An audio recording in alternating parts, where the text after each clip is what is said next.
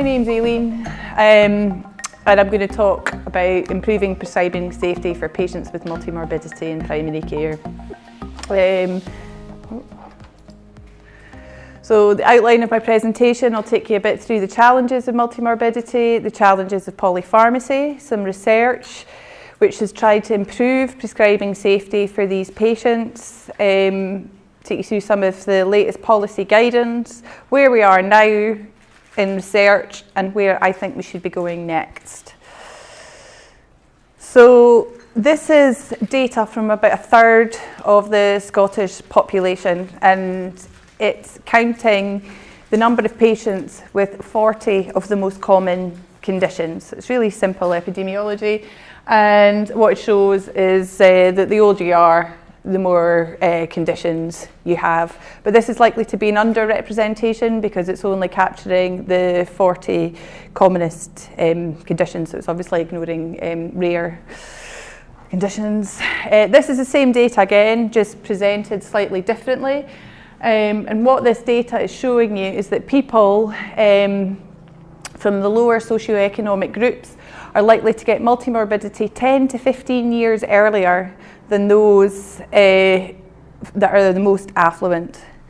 Also, there is a bit of a population bulge here, so we actually have more people who are multi-morbid around 60 than we do in the 80s, but that's because we have more people at age 60. But does multi-morbidity matter? In a lot of cases, no. I have multi-morbidity, I have eczema, psoriasis and intermittent shoulder pain, but I could manage that myself. I don't need to go near a doctor. But actually for some patients it really does matter, and you know, some of these conditions such as diabetes mixed with other conditions is really can be quite critical, and the complex care packages and the prescribing that goes with this. And some of the areas where it's the most common is patients with pain and depression. So these are actually the most poorly managed in primary care, but interact a lot with other conditions. So the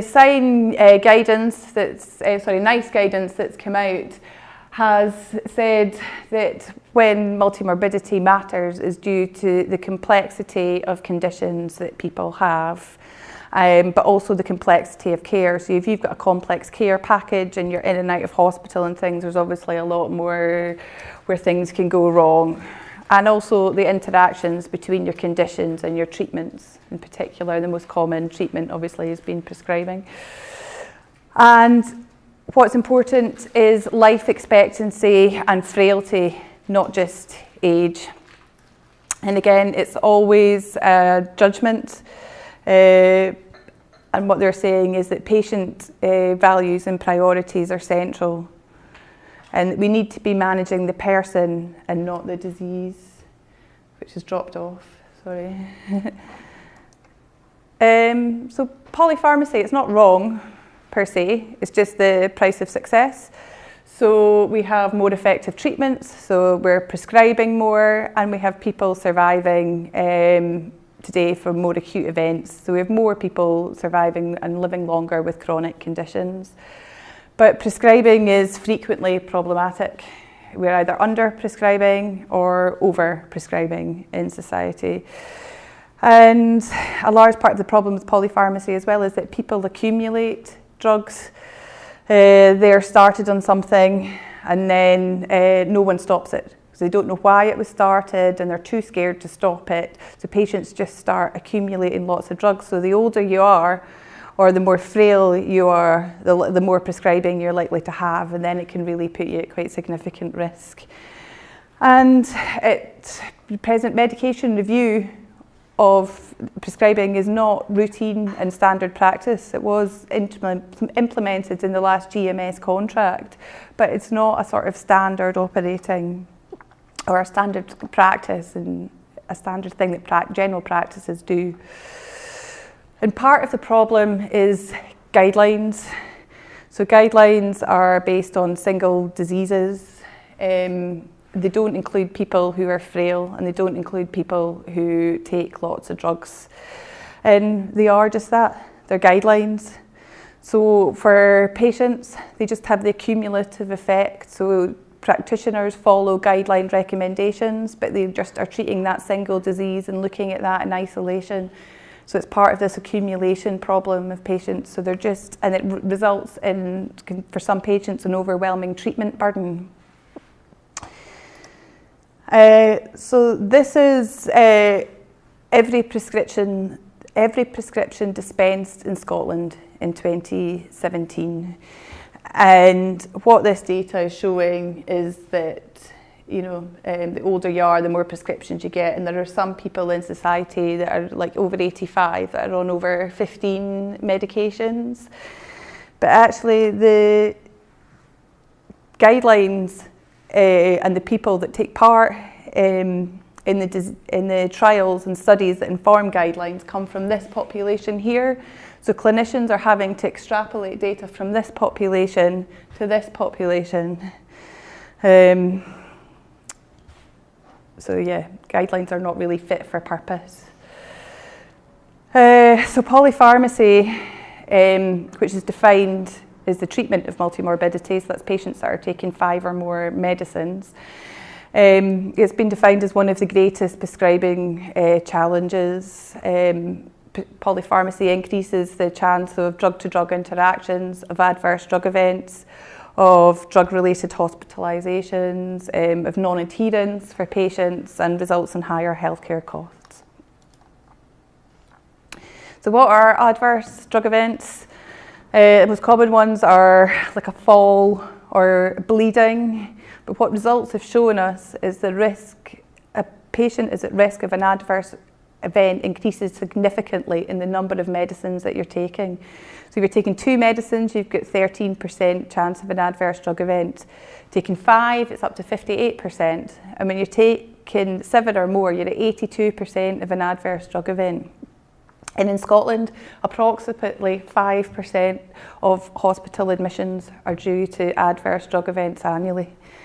And the most common of these are in commonly prescribed drugs, such as warfarin, aspirin, non-steroidals, ACE inhibitors, and other renal toxic drugs. Actually, GPs are more cautious when they're prescribing high-risk drugs. It's these common drugs that they prescribe regularly where the problem comes. So in Europe, there are 8.6 million hospital admissions every year due to adverse drug events. And 50% of these are preventable. And 70% occur in patients who are over 65 and on 5 or more medicines. So what do we do about it? So as I've said, prescribing, it's high benefit, but it's also high risk and it's high cost. And the problem is in commonly used drugs, just in the amount with which these are prescribed. And as I say, it's not wrong. We just need to be more, or people in healthcare need to be much more vigilant about adverse drug events. And the prescribing needs more thought about individual benefit and risk. And what you can't see here is it requires medication review. Sorry, this looked different on my computer. So there's been a few trials to try and address this problem. The first one was the PINCER trial. So this was a cluster randomised control trial in 72 practices in England, where the control group got 1 round of feedback and written education, and the intervention arm had a pharmacist who was placed into the practice for 12 weeks to do medication reviews and have discussions with the GP about initiating prescribing change. And they were also to do some systems level change. But as you can see, the intervention was effective. It resulted in a 25 to 50% change in the targeted prescribing of non-steroidals, asthma and beta blockers in patients with taking an ACE inhibitor without the U and E's taken. But after 6 months, this prescribing just bounced back again. So the next trial, the one I was involved in, is DQIP.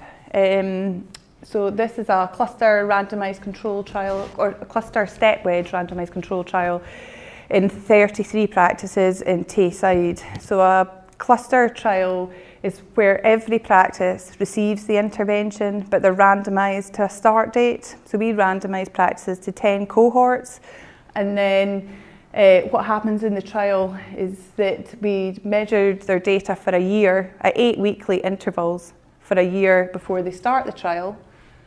And then they receive the intervention for a year, and we measure again at 8 weekly events, and then carry on, the trial stops, and you measure for another year at 8 weekly events. Sorry, I couldn't find the better diagram for this.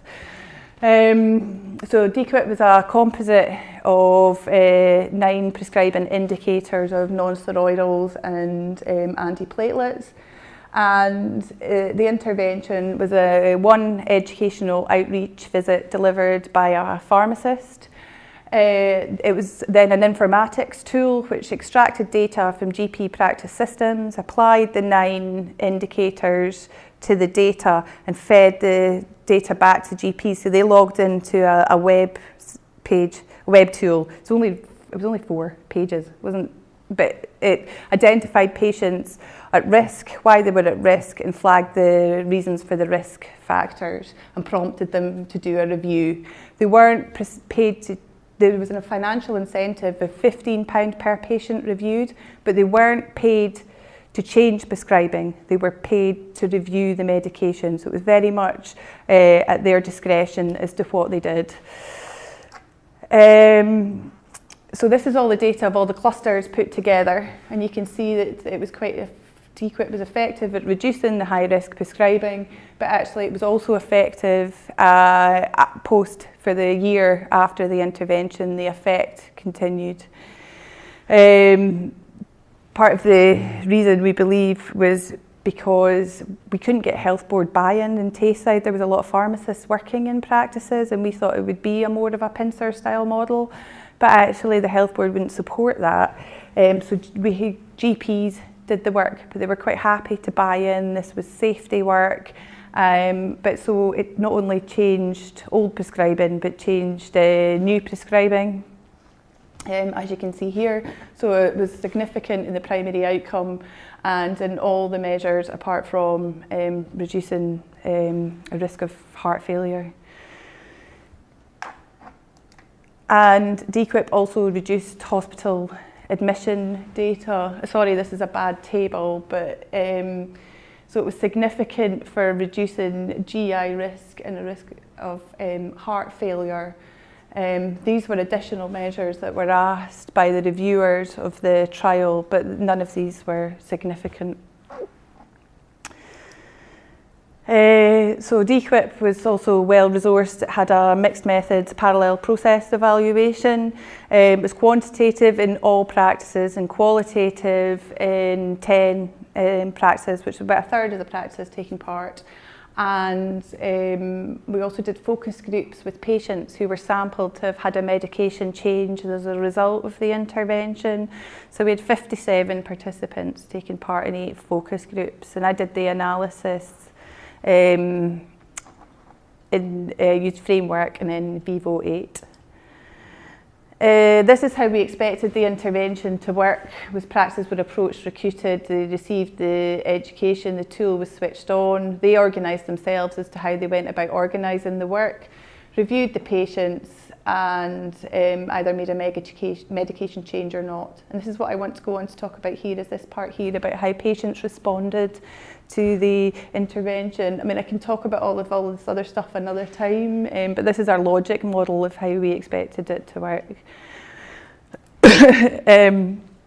So this is tying in to more with like the current multi-morbidity guidelines about why this should be patient-centred.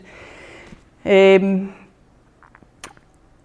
what the focus groups showed was that patients are aware that prescribing decisions are not risk-free. But what we have here is a patient who's had an adverse drug event, but they don't attribute that to medical error. She thinks that's down to her genetics. So no one's ever explained to her the reason why she's had an adverse drug event. Also, it showed that DQIP was actually quite paternalistic. So the qualitative interview data with GPs also shows this, that they actually just made the medication changes themselves. They stayed after work, just initiated the changes and then told patients what they were going to be. So patients weren't aware of the medication, very few were aware there was a medication change. Of those that were aware there had been a change, they'd had their medication stopped. The patients that had a medication added, so for those, most GPs to mitigate GI risk just added a PPI rather than try and stop the drug. So yeah, they weren't aware of why they'd had medication added. But actually, how patients wanted to be involved in this was quite variable. Some patients were like, no, doctor's an expert, the pharmacist's an expert, I don't want to be involved. There's another sense of, I'm on 14 drugs, what can I contribute to this? And then there was other patients who really wanted to be involved, but it was more being informed so that they can contribute more to prescribing decision making. So this ties in with a study that was just published last week in the British Journal of General Practice, and this was 23 interviews with GPs and pharmacists in the south of England, the north of England, and in Scotland. And 13 GPs and 10 pharmacists, I think.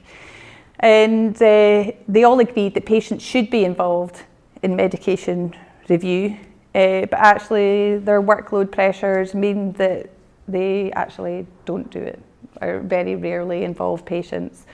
Pharmacists were felt to be more thorough in medication review, but they're not as efficient at it. But actually, still current practice. So some of the data I collected for DQIP, we were collecting that around 2010.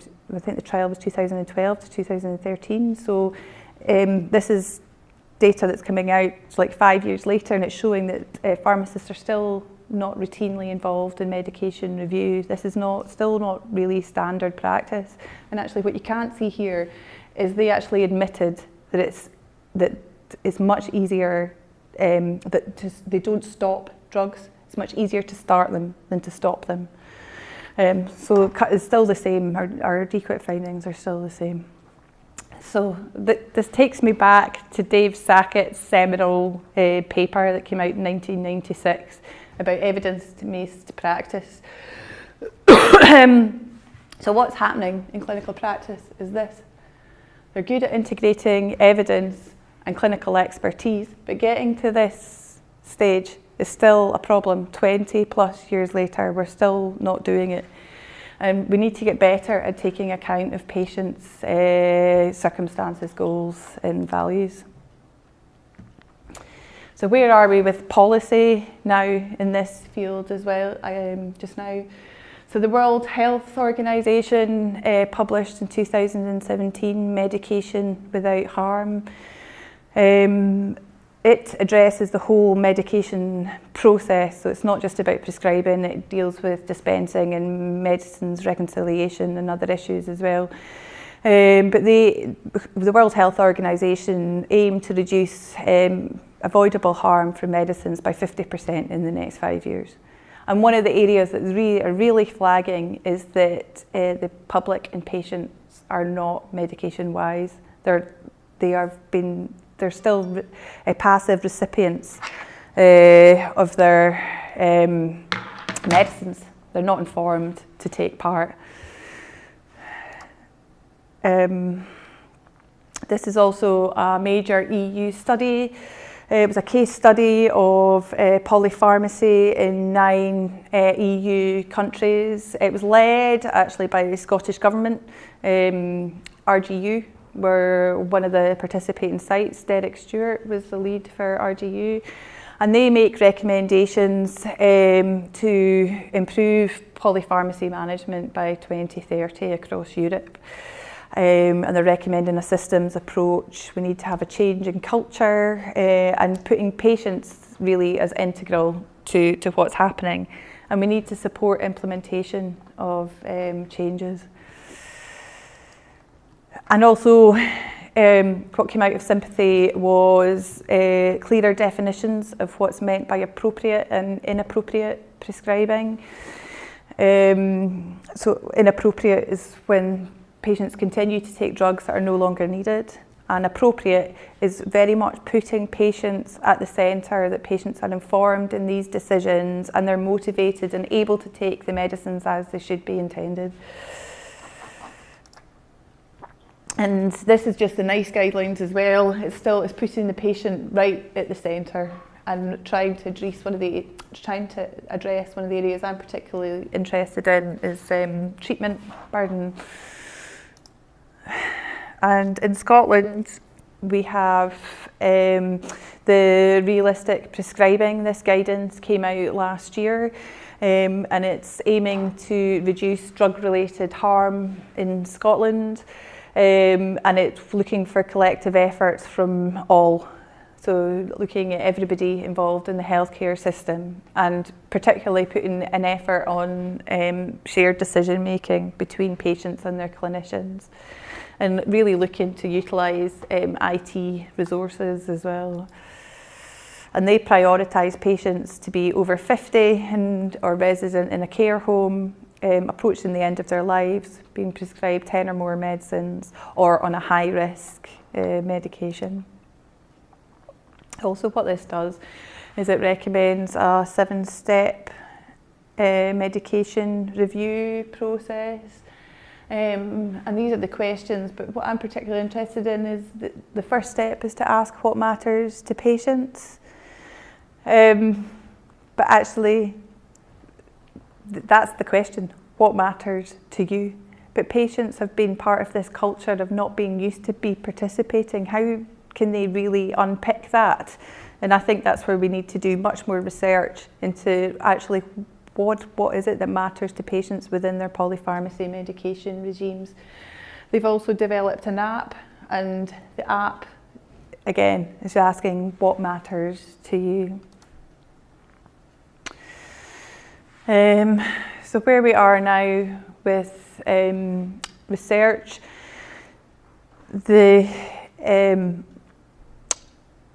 one of the outcomes of the DQIP trial was it was complicated, and that the NHS really couldn't implement it. Plus the GPs, they were keen to be involved in a trial for 1 year, but they didn't really perceive the sustainability of this beyond just taking part in a short time for a trial. So PDQIP is seeking to merge the DQIP and PINSER models. And also DQIP and PINSER were done in a trial setting, so they really looked at quite a narrow range of prescribing indicators. So this is looking to implement the full range of the 69 indicators in realistic medicine and address 18 adverse drug events. Also, this is related to the funding crisis that's been, or the workforce crisis in primary care, and all four UK countries are investing in putting pharmacists into practices to help alleviate and address some of these problems. So PDQIP's been developed, and it went live on the 1st of April this year, and it's all pharmacists working across Scotland can now access this and implement it. And it's a informatics-based tool which is available. It's similar to DQIP. It's a bit more modified based on our process evaluation findings and some more development work which came later. So we aim to evaluate this. It's going to be done in an interrupted time series, but also do a process evaluation.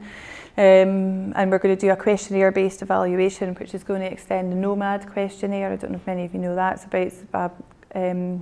based on normalisation process theory. It's about how interventions become implemented into routine practice. So I developed the DQIP questionnaires based on NPT. So we're going to work with NOMAD and NPT. Well, we are working to extend NOMAD and NPT to, and we're using Carl May's theory of implementation. So we've developed the questionnaires and we're now at the psychometric evaluation stage.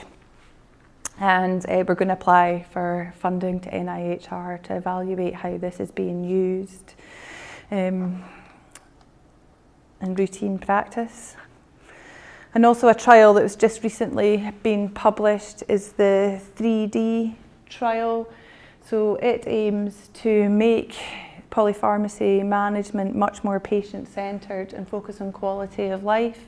It was a pragmatic cluster RCT in 3 sites in the south of England, north of England and in Scotland. It explores 3 dimensions of health, depression and drugs, and the intervention looked at doing some system changes at a practice level, as like really getting the nurse involved to do a lot of initial review work and screening, and trying to do some more education with patients.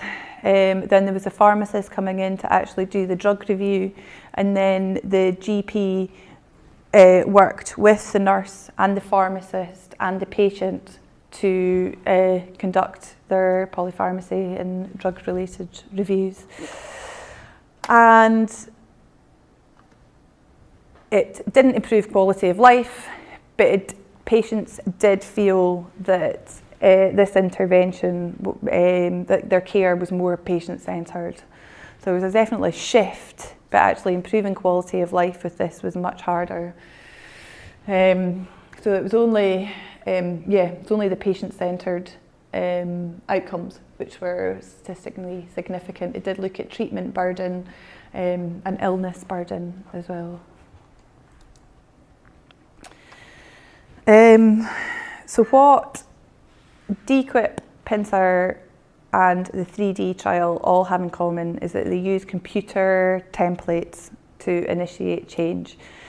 And actually, so the use of IT is really good. It makes really good information retrieval, quality control.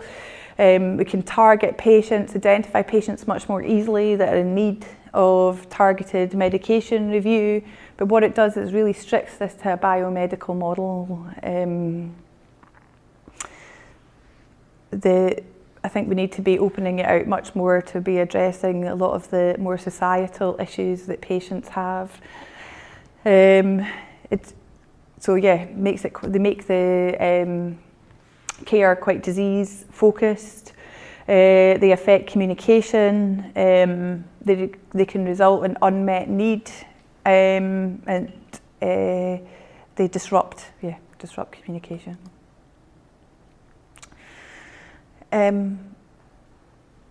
There's no systematic reviews around in this area apart from in pharmaceutical care, which is pharmacist delivered interventions, but looking at this change in primary care between GPs, pharmacists and nurses, there's nothing yet. There's not enough, I think, trial evidence.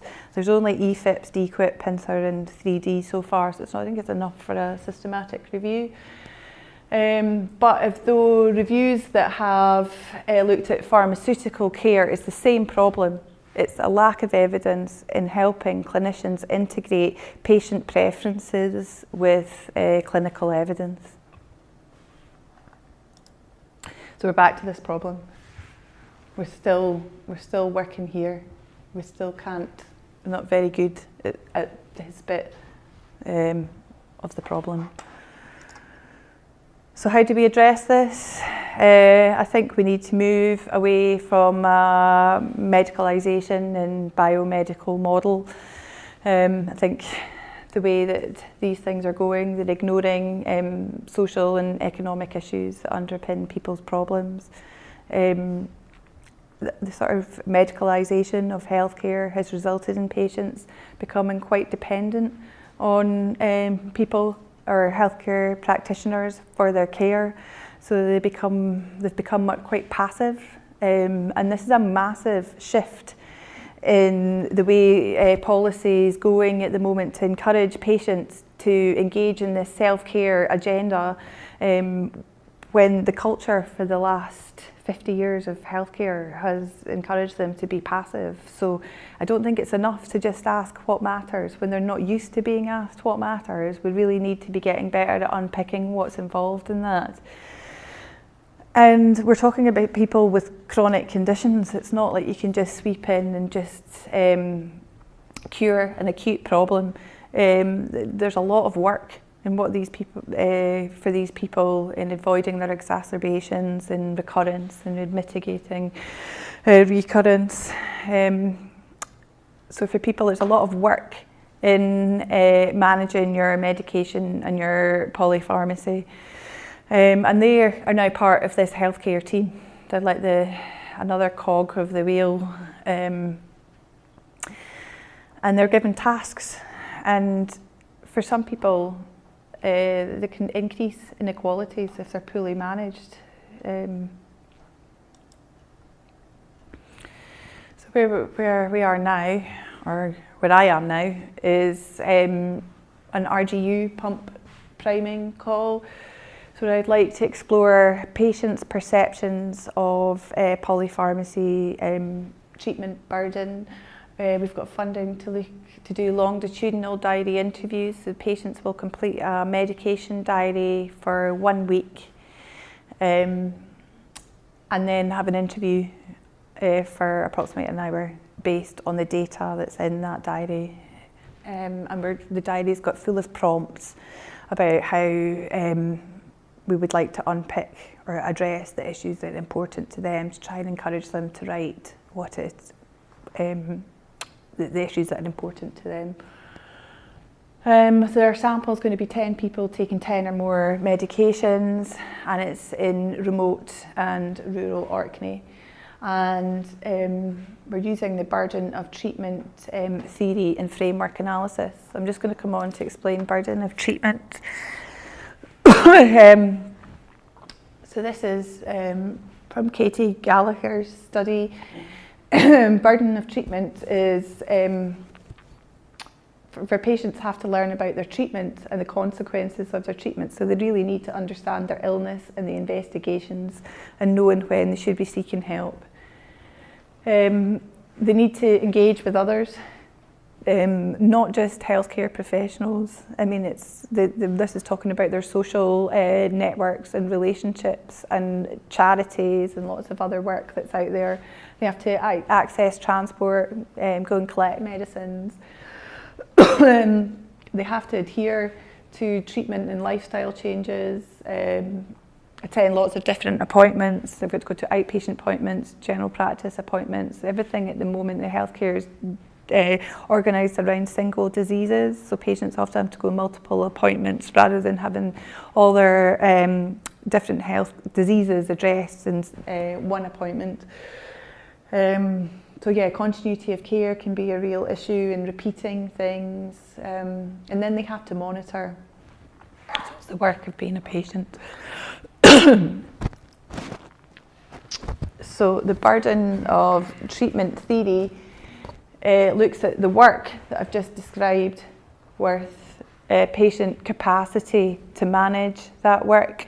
And if these are not aligned, then we end up with non-adherence to treatment regimes, which can result in patients being at much higher risk of adverse drug events, higher treatment burden, poor health outcomes, and the circle continues.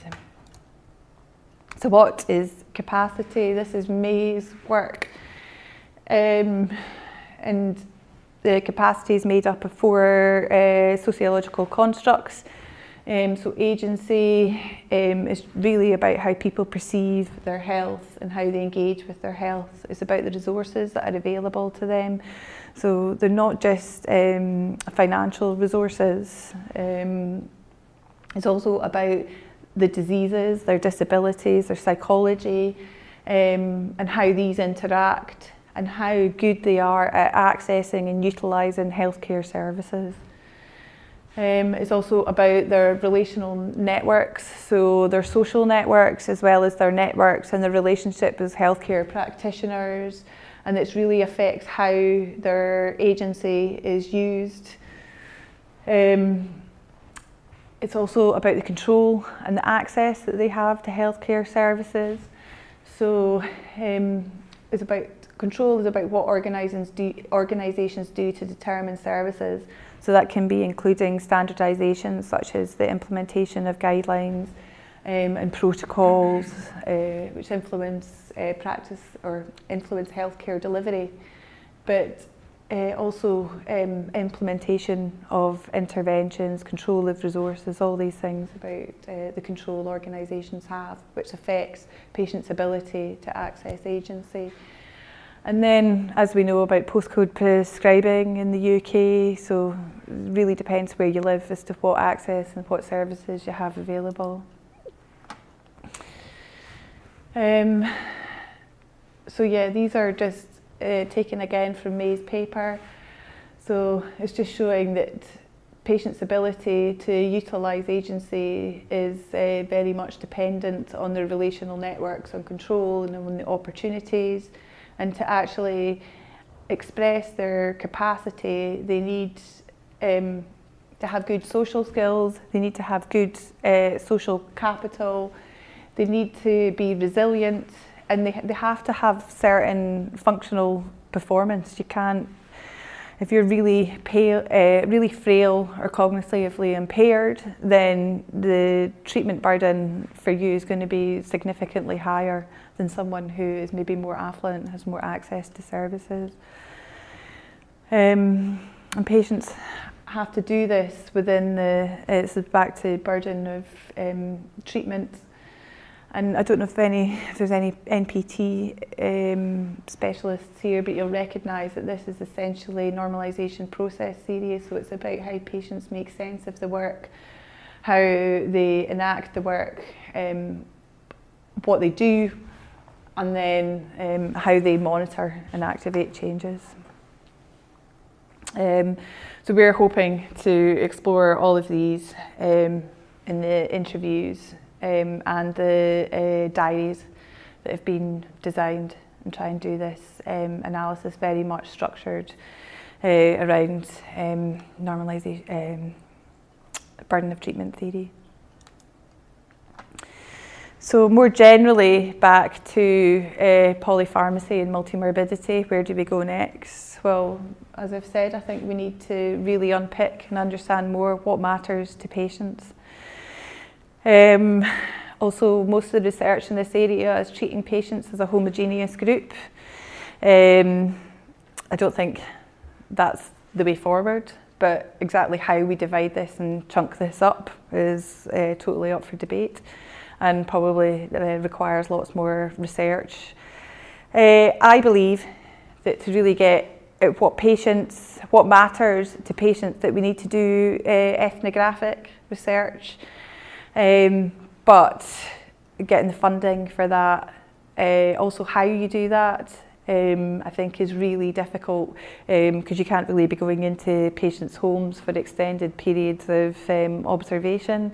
So probably doing this within care homes, but then how you access capacity with patients who are obviously going to be pretty frail, the reasons they're in a care home, it makes it really difficult to really unpick and get the taken for granted, not what they think is important, but really unpicking what the taken for granted assumptions are. So this is a long-term piece of work where I think we're only going to be able to take time to unpick the nuances that are involved. I think all these interventions as well have not been designed with patients. There's been no co-production in any of this work up to now.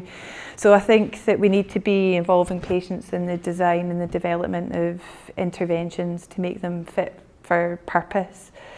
I think trials also need to be fit for purpose. At the moment, they're too narrow and they're too focused, but that's methodological problems for the trialists.